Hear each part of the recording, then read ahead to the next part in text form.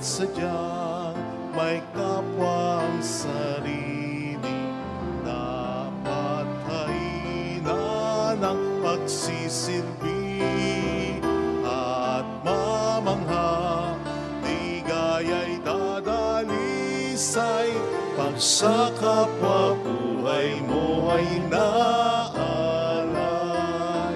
Bawat galing gamitin sa paglingap, laging damhin kung may naghihirap, at tandaan kanyang pagmamahalan, una-unang atas ng kabanalan.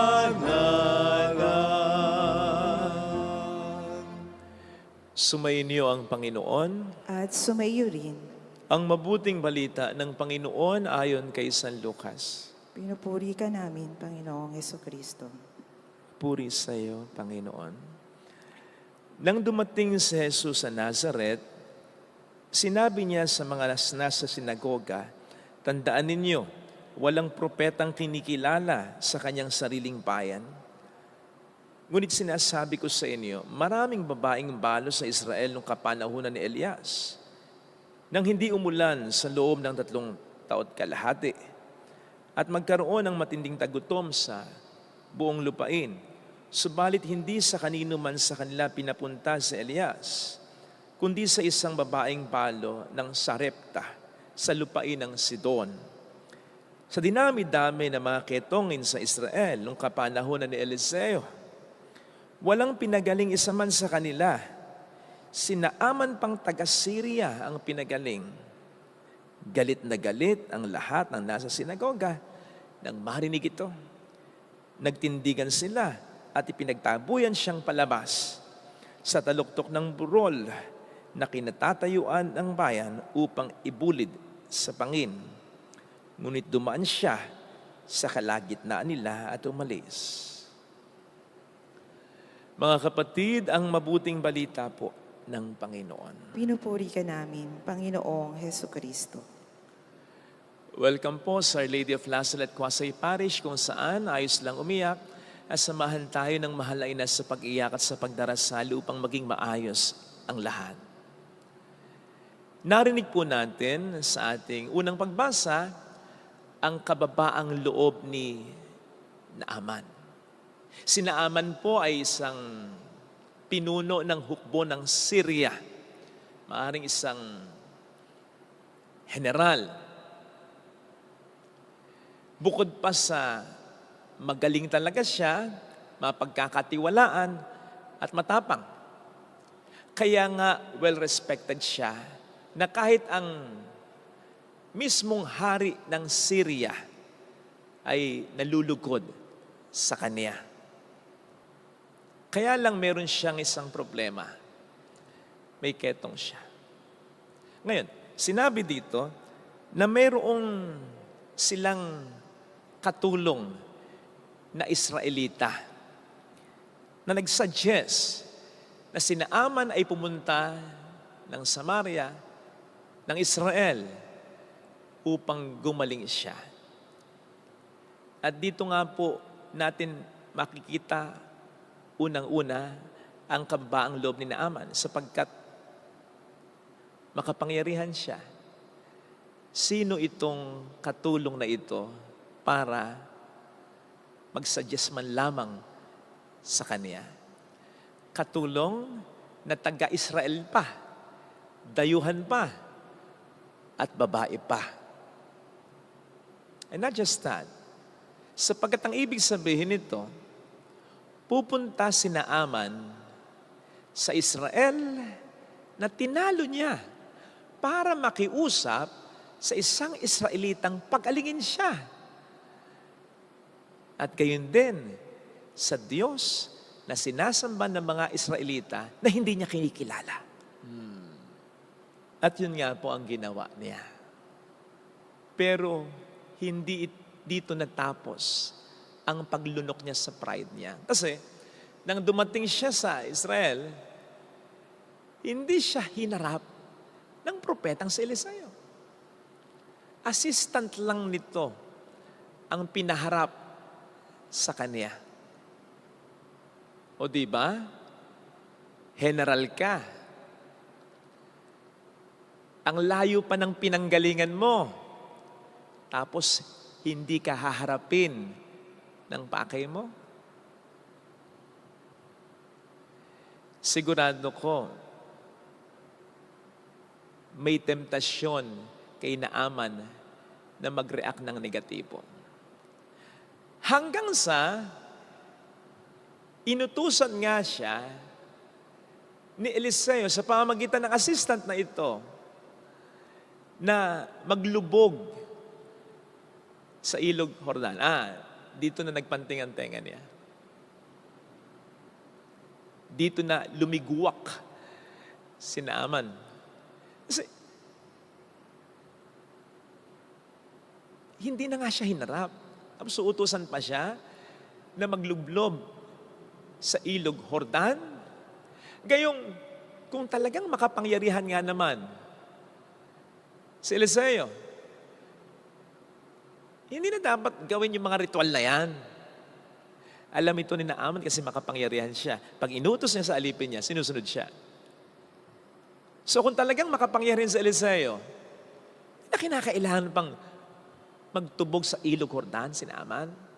At bakit sa ilog Jordan pa na maaring marumi, mabaho, kung ikukumpara sa mas maraming mga malilinis at mababangong ilog sa Syria. Tapos, hindi lang isang beses, 7 beses pa. Pero anong nangyari? Kinumbinsi siya ng isa na namang katulong niya. Yun. Dito po uli natin makikita ang kababaang loob niya. Kasi nakinig uli siya sa isa na namang o sa iba naman niyang katulong. At yun nga po ang naging dahilan ng kagalingan niya. Yung kababaang loob niya. Kanina, kung napansin niyo, medyo natigil ako kasi bigla akong nakita dito. Yung sinabi sa ating unang pagbasa, na si Naaman ay kalugod-lugod. Ito ang kalugod-lugod sa kanya, lalong-lalo na sa mata ng tunay na hari ang Diyos. Ang kanyang kababaang loob, na siya nga pong naging dahilan ng kanyang kagalingan. Ito rin ang masasabi natin dun sa katulong ni Naaman na nagsuggest sa kanya na magpunta ng Israel para mapagaling ng Diyos ng Israel sa pamamagitan ng isang propeta. Bagamat hindi detalyado, merong sinabi dito na yung katulong na ito ay Israelita na kinuha nga po ng Syria. Siyempre, natalo nila ang Israel. So sa detalye lamang na ito, pwede na tayo mag-imagine. Maaaring yung katulong na ito ay may pamilya sa Israel na pinatay ng mga Syrians sa pangunguna ni Naaman. Hindi malayong may kabuhayan ng pamilya ng katulong na ito na sinamsam o sinira ng mga Syrians sa pangunguna ni Naaman. And then, kinuha siya at kinatulong pa siya, ginawa pa siyang alipin. Ewan ko, pero kung ako ang nasa kalagayan nito at nalaman ko may ketong si Naaman, sakit na walang lunas, sakit na ang pupwede lamang na magpagaling ay ang Diyos na sinasamba ko sa Israel. Sasabihin ko, sa loob-loob ko lang, buti nga sa'yo. Hindi ko sasabihin na pupwedeng gumaling ka pa sa sakit mo. Hindi ako magsasuggest. Bagkus, araw-araw oobserbahan ko kung papaano kang unti-unting papatayin ng ketong mo. Pero yun ay magiging yabang sa parte ko. At hindi ganon yung katulong na ito. Kaya sa totoo lang, gumaling din yung katulong na ito eh. Wala man siyang ketong, gumaling siya sa ketong ng kaluluwa. Yung galit, yung hinanakit. Maaaring alipin siya, pero malaya ang puso niya. Alipin ang katawan niya, sapagkat nasa Syria siya at katulong siya ng mga dayuhang sumakop sa kanila, pero malaya ang puso niya. Magaling din siya. Kabaligtaran naman ni Naaman at ng katulong na ito, ang mga tao na humarap kay Kristo sa sinagoga, ang yayabang nila. No wonder, hindi sila napagaling ni Kristo sa kakitiran nila, maging ang mga sakit nila, sapagkat pwede natin ditong iugnay yung eksena tungkol sa hindi nakapagpagaling si Kristo dahil sa kawalan ng pananampalataya ng mga tao. So both physical and spiritual sickness, hindi napagaling ni Jesus dahil sa yabang ng mga taong ito. Na kung tutuusin hindi naman sila kasing kapangyarihan ni Naaman. Kung bakit sila magyayabang? Sa harap pa ni Kristo na pinakamakapangyarihan, ang pruweba niyan ay sigurado namang nalaman din nila, nababalitaan din nila na si Kristo ay nakapagpapagaling ng may sakit, including may ketong, na ang tanging makapagpapagaling lang ay ang Diyos. Yung paniniwala ng mga Israelita in the Old Testament, dala-dala nila in the New Testament na walang makapagpapagaling ng taong may ketong, kundi Diyos. Si Jesus, nakapagpapagaling ng may ketong. So Diyos si Jesus. Sige nga. Sa harapan ng Diyos na ito, hindi sila gumaling. Dahil sa kanilang yabang. May kakilala ko dati, nagkaroon ng cancer, stage 3. Ang sabi daw ng doktor niya sa kanya, huwag kang mag-alala. Advance na ang technology, advance na ang science ngayon, may mga gamot na para kumontra sa cancer mo. Basta, sundin mo lang ako. Huwag matigas ang ulo. Lahat ng sasabihin ko, sundin mo. Gumaling naman ito. Mga kapatid, ano man po ang sakit natin, sa katawan at sa kaluluwa natin, mapapagaling tayo ng Diyos kung aalisin natin ang yabang natin. Ang isang palatandaan nito ay ang makinig tayo sa mga taong ginagamit ng Diyos para tayo pagalingin. Sa sakit natin, sa katawan natin, sa kaluluwa natin. Mga taong magsasabi sa atin, kanin yan. Hindi makabubuti, tumigil ka. Huwag na natin sabihin, may gamot naman. Huwag mo natin isipin, malakas naman ako. Hindi ko naman nararamdaman. Sa lahat nga ng may sakit, ako itong malakas. Huwag ganun. Makinig tayo. Makinig din tayo sa mga taong magsasabi sa atin, patawarin mo na. Huwag mo nang pansinin. May ka ng tawad.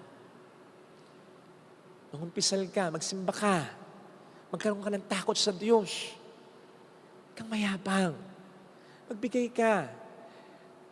Makinig tayo kahit sa mga taong ordinaryo lang na tayo ang may mas kapangyarihan. Dahil magulang ka, makinig ka rin sa anak mo. Panganay ka, makinig ka rin sa bunsong kapatid mo. Mayaman ka, makinig ka kahit sa mahirap. Pari ka, makinig ka kahit sa parokyano. Makinig tayo kahit sa kaaway natin.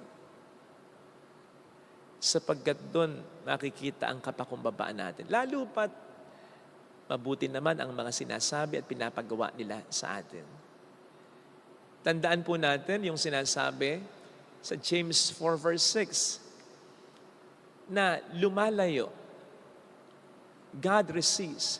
Lumalayo ang Diyos sa mayabang. Lumalapit siya therefore sa mga taong may kababaan ng kalooban. Ang lagi kong analogy dyan ay yung analogy lagi dati ni Monsignor Mar Arenas. Sabi niya, kapag umuulan, o hindi ba't nananatili ang tubig ulan sa mga lugar na mga mabababa? Doon nananatili ang grasya ng Diyos sa mga taong may mababang loob. Hilingin natin ang grasyang ito. At huwag tayong mag-alala kung paminsan-minsan ay lumiligwak yung yabang natin. Ganon din naman si Naaman noon eh. Mahirap kasing magpakumbaba talaga. Basta ang mahalaga, katulad din Naaman sa awa at sa tulong ng Diyos, paglabanan natin. And I think ganon din yung katulong. Hindi naman madaling magpatawad. Pero unti-unti siguradong pinag-aralan niyang magpatawad. Kahit ng isang tao na sumakop sa bayan niya, sumira sa bayan niya, pumatay sa pamilya niya, umalipin sa kanya, at nangangailangan pa ng tulong niya. Ito sana ang hilingin nating biyaya sa banal na misa. Kung gusto nating magkamit talaga ng grasya na makapagpapagaling hindi lang sa katawan natin, kundi pati na sa ating kaluluwa. Ilagay natin ang ating kanang kamay sa tapat ng ating puso.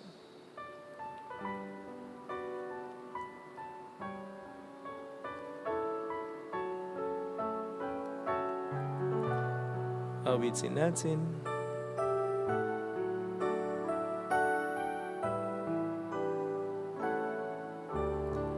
Alam kong may magagawa ang Diyos.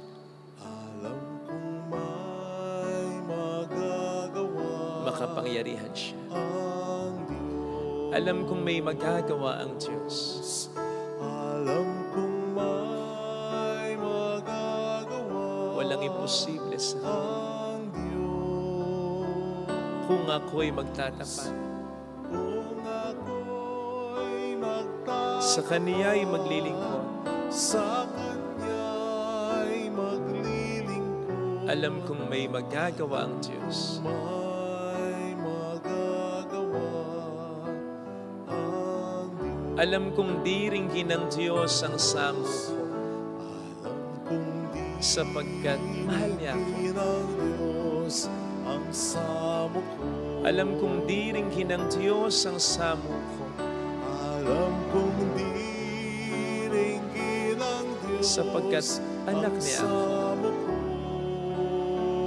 Kung ako'y magtatapat, Kung ako'y magtapat sa Kaniya'y maglilingkod. sa Kanya'y maglilingkod, Alam kong di ringgin ng Diyos ang samo ko.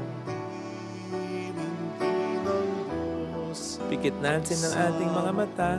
Panginoon, tulungan mo kong maging mababang na loob. Tulungan mo kong sumunod sa iyo at makinig sa iyo. Kahit na sa pamamagitan ng mga ordinaryong tao, mga taong mas nakabababa ang estado kaysa sa akin, pero mabuti naman ang pinapagawa at sinasabi sa akin. At tulungan mo kong pagsisihan ang mga kasalanan ko. Na huwag ma-focus ang pansin ko sa kasalanan ng iba. Tingnan ko nawa ang sarili ko kung ano ang mga dapat mong paggalingin sa kaluluwa ko. At ito sana ay maisuko ko sa iyo. Mayroong magandang mangyayari sa iyo. Ang kagalingan ng Diyos ay mararanasan mo. Ang kagalingan ng pinakadakilang magagamot. Pero kahit siyang pinakadakila na manggagamot ay walang magagawa kung hindi tayo magpapagamot. Ang unang tablet ang ibibigay niya ay ang paglunok ng pride natin. Gawin natin upang maranasan natin ang kagalingan sa Diyos lamang manggagaling. Papuri sa Ama at sa Anak at sa Espiritu Santo. Kapara ng sanang una, ngayon magpakailanman at magpasawalang hanggan. Amen.